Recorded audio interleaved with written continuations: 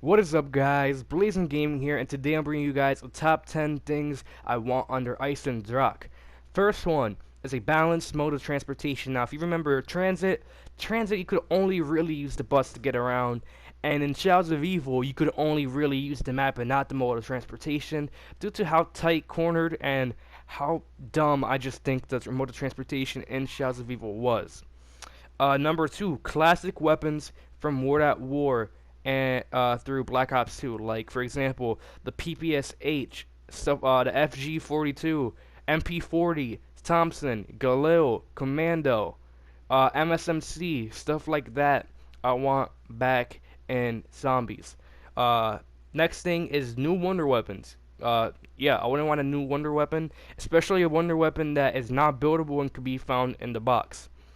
Number 4, old wonder weapons. Thunder Gun, Ray Gun Mark II, Blundergat, and even older ones from the past. Winter's Howl there is. Stuff like that. And this is a snowy map, so Winter's Howl would kind of fit in with that setting.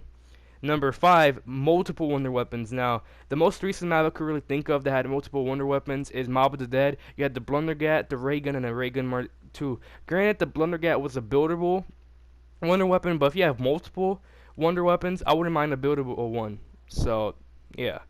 Next up is 6, balanced map. We talked about balanced transportation, now we're talking about a balanced map. A map that's not like buried where you could really only camp. Well, people choose to camp, and not a map like Shadows of Evil where all you could really do is run and not camp. So I want a map kind of like Town. A town you could run a train and it wouldn't be that big of a problem, and then you had that camping spot all the way in the back of the map that was just good. So a balanced map like that is something I think we the community want and need. So I think that's a fair point to bring up. Next up is 7, boss that spawns only every couple of rounds. Basically like the dogs, every 5 rounds, boss. So it's not really much to that. It's kind of self-explanatory.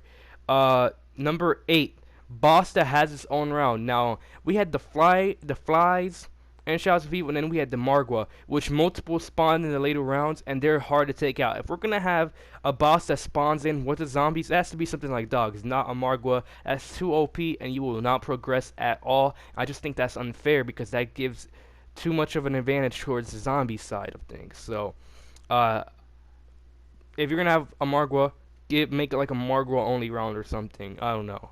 They're the company, they make whatever they make.